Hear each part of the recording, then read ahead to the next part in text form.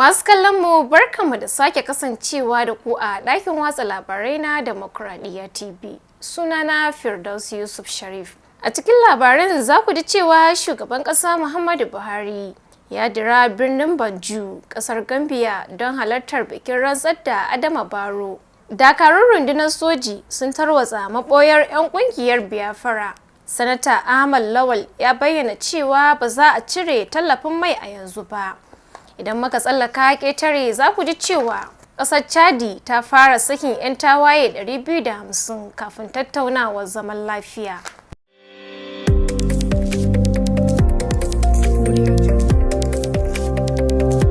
To madalla, a yau muna 16 ga watan Jumada Thani 1443.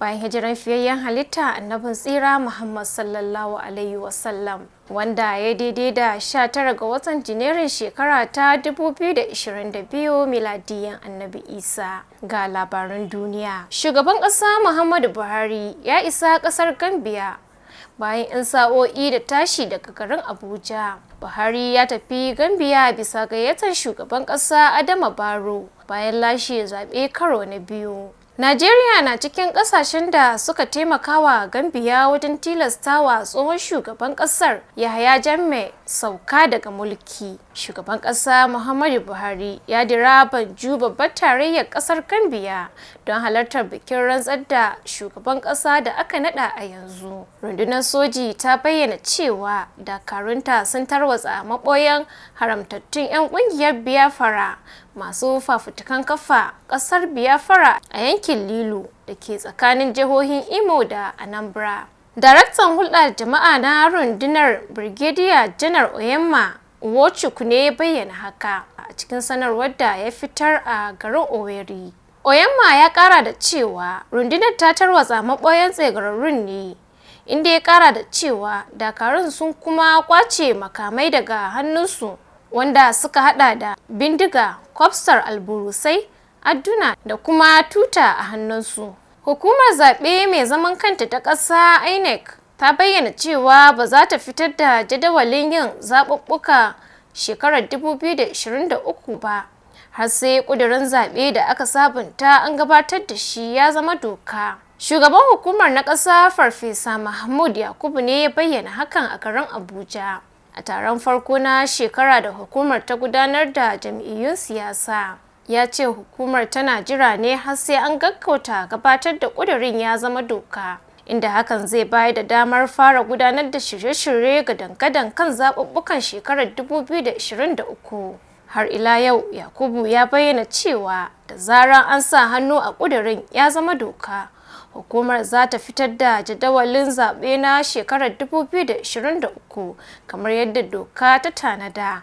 Shugaban Majalisar Dattawa Sanata Ahmad Lawal ya bayyana cewa ba za a cire tallafin mai a yanzu ba. Lawal, wanda ya bayyana hakan ne ga manema labarai jin kaɗan bayan ganawa da shugaban ƙasa a fadar shugaban ƙasa da ke Abuja, inda ya ce shugaban ya ba da umarni a cire tallafin na mai ba kamar yadda wasu ke yama ɗiɗi da batun ba. Ya sanar da cewa 'yan Najeriya da dama sun damu kan cewa gwamnatin za ta dakatar da bayar da tallafi kan man, inda ya kara da cewa 'yan majalisun sun gana da 'yan mazaɓu su kan lamarin. A wani labarin kuma, ƙara farashin mai a Najeriya kan janyo hauhawar farashin kayayyaki da ayyuka a ƙasar. Wataƙila gwamnatin Najeriya ta ƙara farashin mai zuwa Naira 302 akan kowace lita a wata mai zuwa, wato watan Fabrairu, kamar yadda Majalisar Ƙasa kan Tattalin Arziki ta bayar da shawara a watan Nuwamban da ta gabata. Jaridar ta rawaito cewa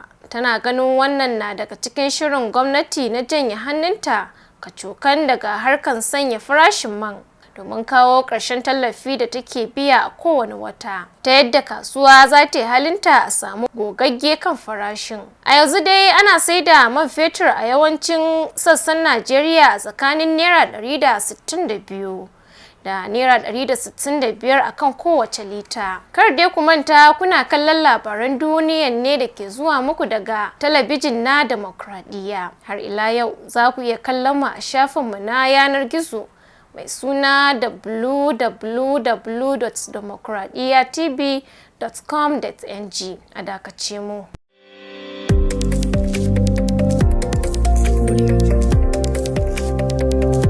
To barkanmu da dawowa.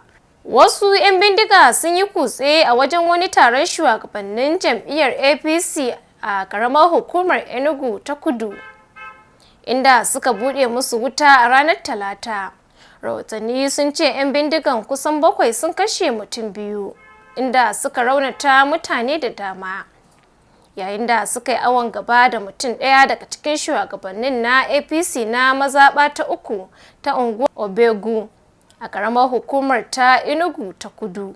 Har ila yau bayanan sun ce ba a san ko harin na da nasaba da siyasa ba ko kuma hari ne na haramtacciyar ƙungiyar 'yan aware ta Biafra, waɗanda suke kai hare-hare akan jama'a a yankin kudu maso gabas na Najeriya da sunan tabbatar da dokar zaman gida a yankin.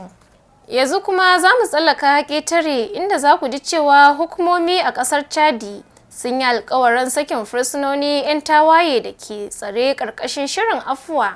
Hukumomin gwamnatin riƙon ƙwarya a ƙasar ta Chadi sun saki wasu fursunoni 'yan tawaye daga cikin 250 da suka tsare su, kamar yadda suka yi alkawari a ƙarƙashin wani shiri na afuwa. Ministan tsaro na ƙasar Ahmad Mahmad Alhabo shine ya jagoranci sakin fursunoni guda 22 da aka kama da laifin ɗaukar makamai su yaƙi ƙasar a yayin wani ƙwarya-ƙwaryar biki da aka yi a wani gidan yari da ke kusa da babban birnin ƙasar ta Chadi. An gayyaci ƙungiyoyin 'yan tawaye da su shiga tattaunawar maido da zaman lafiya a ƙasar ta yammacin Afirka da za a fara a wata mai zuwa. Da hakan muka kawo ƙarshen labarin. A madadin shugaban gidan talabijin na Demokradiyya Mustapha Haruna Khalifa, sai wanda ya sada ni da ku Umar Muhammad, ni Firdausi Yusuf Sharif ke cewa mu wuni lafiya.